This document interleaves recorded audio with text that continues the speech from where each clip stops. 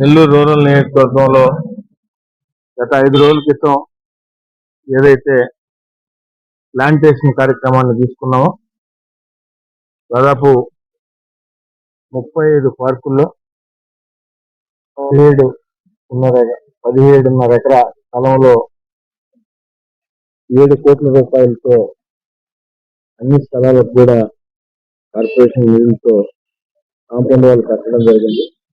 అయితే ఎక్కడైతే కాంపౌండ్ వాళ్ళు కట్టామో వాటన్నింటినీ కూడా వదిలేకుండా క్లీన్ చేసి ట్రీ ప్లాంటేషన్ ఇవాళ నెల్లూరు నగర కార్పొరేషన్ లో నెల్లూరు రూరల్ నియోజకవర్గం పరిధిలోని 26 డివిజన్ లో అనే శాసనసభ్యులు రెడ్డి గారి నిర్ణయం తీసుకున్న తర్వాత 2370 ప్లాంటేషన్లని మనం 5 రోజుల క్రితం మొదలు పెట్టడం జరిగింది. ఇప్పటికే దాదాపు 1900 ప్లాంట్స్ ని ఈ పార్కుల్లో వేయడం జరిగింది. ఇంకా బ్యాలెన్స్ కూడా 450 ప్లాంట్లు ఉన్నాయి. అయితే ఆ పార్కుల పరిధిలో ఎక్కువగా నీరు నిలవడం ఉండడం వల్ల కొంచెం లేటుగా వాటిని కూడా తీసుకునేస్తాం. ఏదో చెట్లు వేసినామా, ఫోటో తీసుకున్నామా, వీళ్ళతో మాట్లాడేదా ఖచ్చితంగా పార్కుల్లో వేసిన ప్రతి చెట్టు బతకాలి.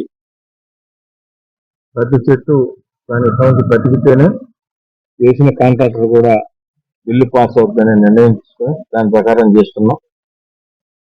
ముఖ్యంగా ఈ పార్కులకు సంబంధించి చెట్లు వేయడానికి ముఖ్య కారణం కూడా రాను రాను కాలుష్యం ఎక్కువైపోతా ఉంది. చెట్లు లేనందువల్ల చాలా ఇబ్బందులు జరుగుతున్నాయి.